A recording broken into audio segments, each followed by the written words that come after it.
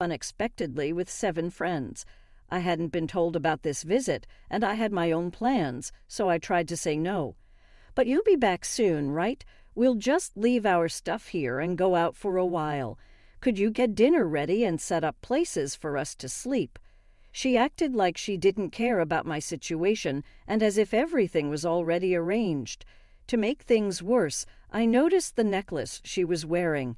I had put up with her rude behavior for a long time without saying anything, but this was too much. "I can't. I'm leaving for a trip right now." "What? You're going on a trip? Who's going with you?" My unexpected refusal surprised her. I had finally reached my breaking point after enduring her constant nagging. "Please give me back that necklace." It was time for my mother-in-law to face the consequences of her actions. "My name is Michelle Gorman, and I'm a 30-year-old housewife. After I got married, I used my experience in administration to become a computer class instructor. My husband Mike is busy every day as the president of his father's company. Sometimes he seems lost in thought, but it makes me happy to see him relaxed, especially when we go on our favorite movie dates. 'I feel better when I'm with you,' he often says. I'm glad if I can make his life a little easier. I wish I could offer him advice or suggestions, but I've always found it hard to speak up. Since I was young, I've preferred listening to others rather than talking about myself. My older brother, who's 4 years older than me, has always looked out for me. I used to dislike that about myself, but thanks to Mike's support, I started to gain some confidence. Mike has an older brother who works as the vice president in their father's company. His wife, Mindy, is around my age, and we get along great. She's focused on her career, reliable, and kind. I admire how she stands up for herself and shares her opinions. She is also understanding and flexible. Watching her stand up to the mother-in-law was really impressive. Unfortunately, they live far away, so I don't get to see them often, which I regret. On the other hand, the mother-in-law acts like she's the daughter of the company president, always confident, but her stubbornness and arrogance are clear. "Michelle, you're Mike's wife, the president.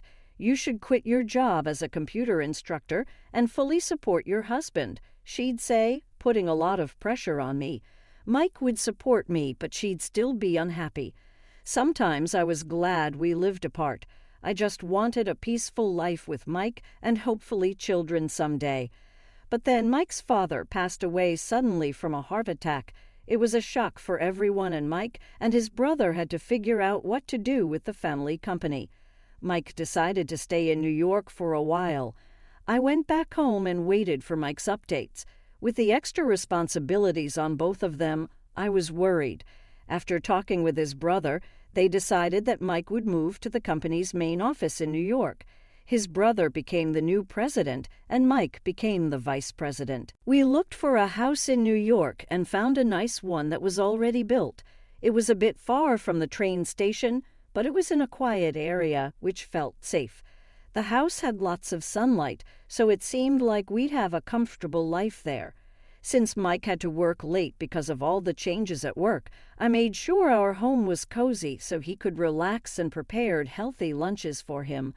I wanted to do everything I could to support him. And just like that, a month went by.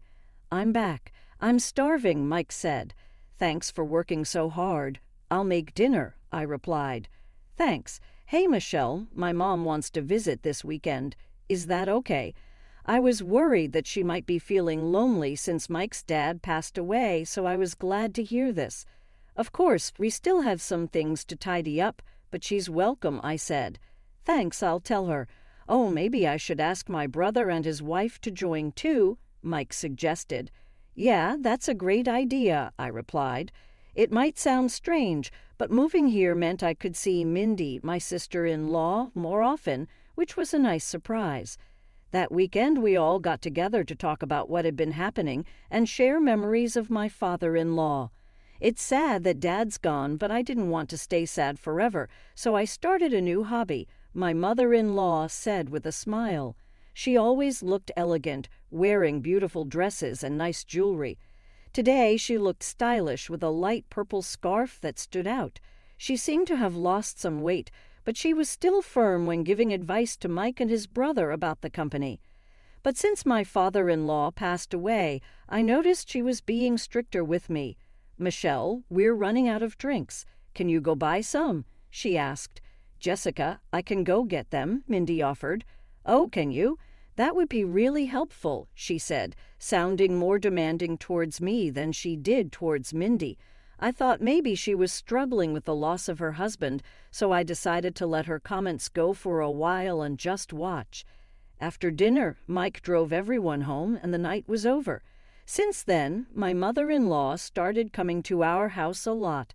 She started criticizing how I kept the house and complaining about Mindy, and she started going through our fridge without asking, which surprised me. "Michelle, Mike is so busy right now. You should pay more attention to the meals you make for him. What if he gets sick too?" "Yes, I'll be more careful. And there's still trash here. Can't you clean up properly?" "I'm sorry." It kept going like this. It felt like she was just finding things to criticize about me to pass the time. But whenever Mindy came over, she left quickly, saying she had other things to do. She said it wasn't because she didn't like me, but I felt differently. Maybe she found it easier to boss me around, since I hardly ever argued back than to do the same to Mindy, who always spoke her mind. I thought about getting a job to spend less time at home, but even after I found one, my mother-in-law's harassment got worse. "Michelle, we're out of barbecue sauce at our place, so get some while you're out. I brought some leftovers with me, so I'll take them." Her boldness sometimes left me speechless. She could easily afford to buy fancy ingredients from a fancy store. Then something happened. A necklace that was very special to me disappeared. It was a keepsake from my mother, and I always kept it safe on a shelf in my room. The only person who came to mind was my mother-in-law, since she visited often. Even though I didn't want to suspect her, she often looked around our house and probably knew where most things were. Despite searching everywhere, I couldn't find it, so I decided to ask her about it. That's when she exploded with anger, yelling, "You probably lost it yourself. How dare you accuse me? What kind of person are you?" "I'm sorry. I searched everywhere I could think of, but I couldn't find it. It's a special keepsake from my mother, and it means a lot to me." More than feeling angry about being accused, I was devastated about losing something so precious from my mom, and tears started to fall. "I don't care, it's just a necklace. Why don't you just ask Mike to buy you a new one?" "It's not about getting a new one." I realized she wouldn't understand my feelings. I decided not to talk about it anymore. But then money from my wallet and other things around the house started disappearing. Even though I kept an eye on my mother-in-law, I never saw her take anything. Confused and tired of it all, I talked to Mindy about it. She said my mother-in-law was definitely the main suspect because no one else had access to our home.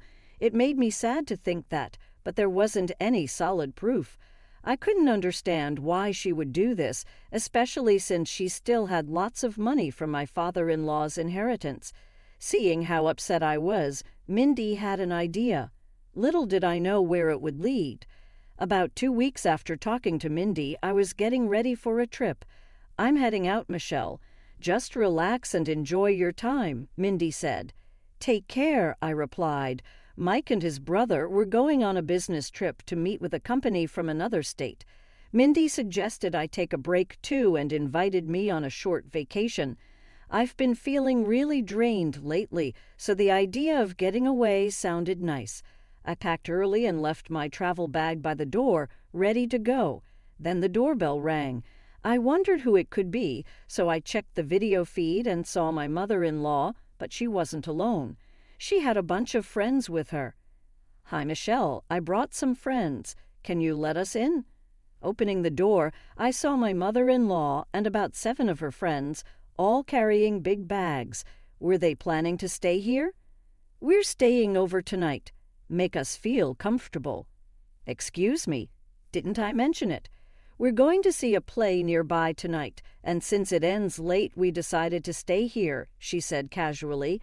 This was news to me, especially since my departure time was approaching. "Oh, did I inconvenience you? Jessica told me you were okay with it." I hadn't heard anything like that, and it seemed like she was making up excuses. Feeling more and more frustrated, I responded firmly, "I'm sorry, but I wasn't told about this, and I already have plans." She looked surprised by my answer. "But you'll be back soon, right? We'll just drop our bags and go out for a while. Can you make dinner and set up beds for us?" Ignoring my plans, she seemed to think everything was already arranged. "I can't. I'm going on a trip." "A trip? With who?" "With Mindy."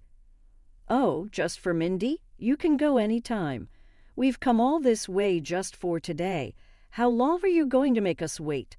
She pressed, disregarding my plans. Then I noticed something glinting around her neck. "Wait, that necklace you're wearing." To my astonishment, it was the same necklace that was a precious memento from my mother. "Jessica, where did you get that necklace?" "Why, it's just one of my collections. Is there a problem?" She replied with a smug look. "That can't be right. That necklace is rare and a limited edition." While I was talking to her, Mindy arrived. "I was wondering why you didn't show up at our meeting place and didn't contact me. So this is what was happening." "I'm sorry I couldn't get in touch, Mindy." Seeing my expression, Mindy instantly knew something was wrong. "What's going on?" "I got upset because the necklace she's wearing is the same one that belonged to my mother, which recently went missing." "The one you kept in that box." Mindy said it loudly enough for everyone to hear. Suddenly, my mother-in-law, trying to keep it from her friends, whispered to us, "Can you two stop this? It's embarrassing. Do you want to accuse me of theft?"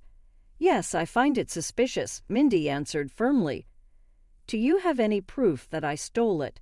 It's embarrassing to have such unreasonable daughters-in-law. Please don't make a scene in front of my friends." With that, she turned back to her friends with a smile. "Well, let's go inside, everyone."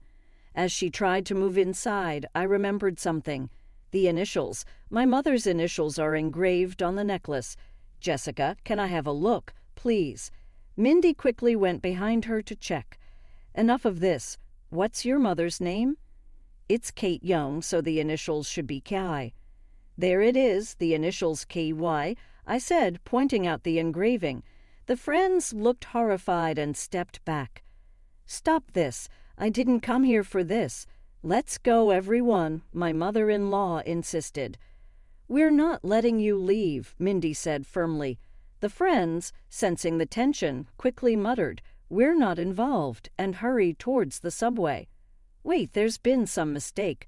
My mother-in-law tried to follow her friends, but someone stopped her. "What are you doing here? Weren't you supposed to be on a business trip?" Standing there was Mike. It turned out his business trip was actually scheduled for the next day. He had deliberately given his mother a false date to investigate her actions. Mindy had told Mike about the missing items from our house after I talked to her. At first, Mike was unsure, but after visiting his childhood home and seeing similar items to ours, he began to suspect theft. However, without evidence, he knew she could easily deny it. So he came up with today's plan. Inviting friends for an overnight stay was unexpected, but he was sure his mother would come as she thought he wasn't home. "What are you doing here?" Mike demanded. "I was just leaving," my mother-in-law said as she tried to go, but I stopped her. "Give it back. That necklace isn't yours. It's a keepsake from my parents. Why do you have it, Ma?" I demanded. "It's not what you think. I found it in my purse.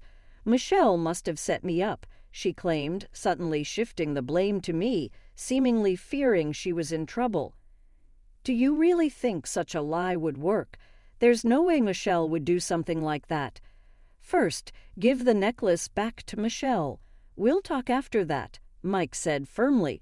Reluctantly, she took off the necklace, threw it on the ground, and tried to run away. "Hey, wait." We tried to chase her, but stopped shortly after. We didn't need to anymore. I was taken aback as 10 police officers stood in front of my mother-in-law. I was unsure about what was happening, just staring at the bizarre scene. Then one of the officers spoke up. We received a report from a local resident.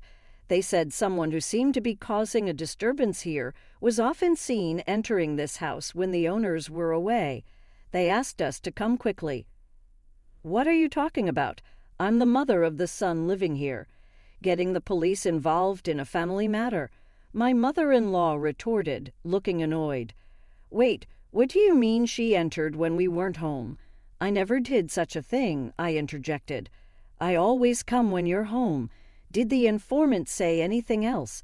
When we asked the police, they mentioned that someone had witnessed my mother-in-law sneaking into our backyard, likely using a spare key to get inside. Indeed, we had a spare key hidden beneath a plant pot in the backyard. This realization gave us chills and also explained the missing items.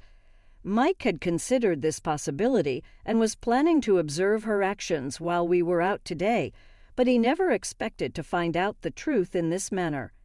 Mom, why were you coming into our house when we weren't home? It's all lies. You're going to believe some unknown person's story, she retorted. But you did have my precious necklace, didn't you? I pressed. I told you I found it in my purse, my mother-in-law insisted. One of the officers stepped in, saying calmly, Let's talk about this at the station. But I didn't do anything. Mike, say something, she pleaded. Mom, stop this. I can't understand why you did this, Mike said firmly. Upon hearing her son's words, my mother-in-law collapsed to the ground.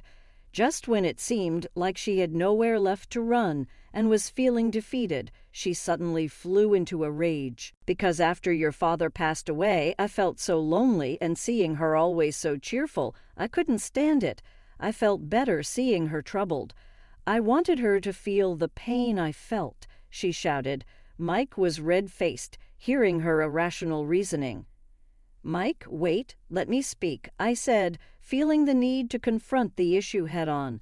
I stepped in front of an increasingly angry Mike. I understand where you're coming from, Jessica. Perhaps I've been neglectful by always brushing off our talks.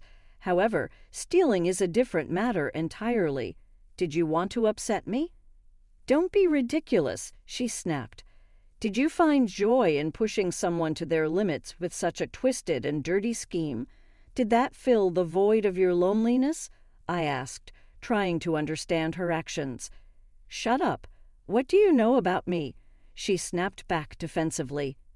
If you're feeling down, then tell us. We can't read minds, I said, trying to reason with her.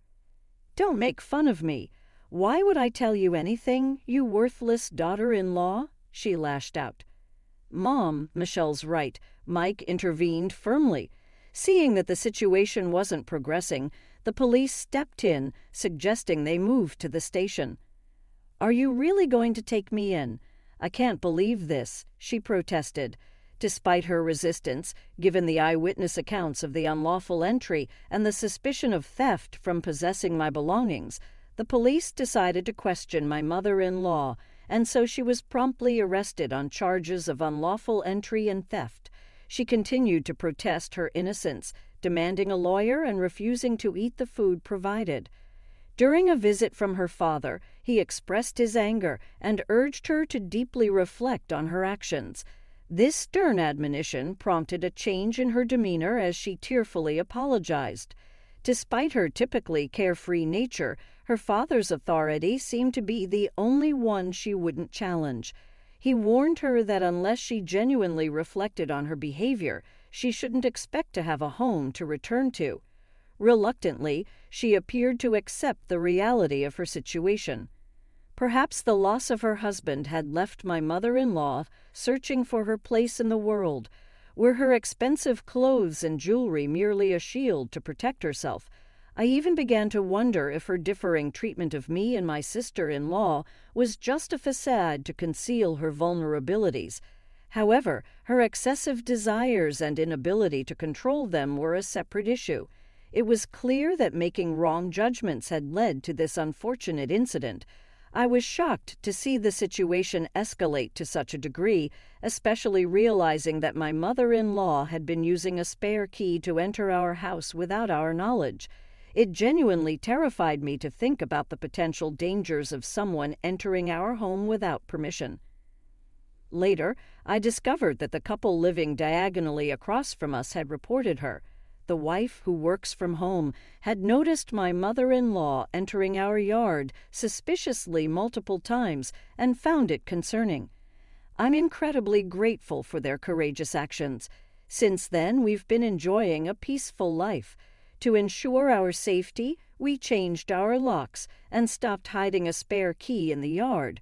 Mike decided to cut ties with his mother and made her promise not to contact us again. He warned of legal action if she attempted to do so. After her release, she returned to her rural childhood home and reportedly adopted a more modest lifestyle, a significant change from her previous lavish ways. Under the watchful eye of her father, she now helps around the house from early morning. I sincerely hope she takes this opportunity to reflect on her past behaviors.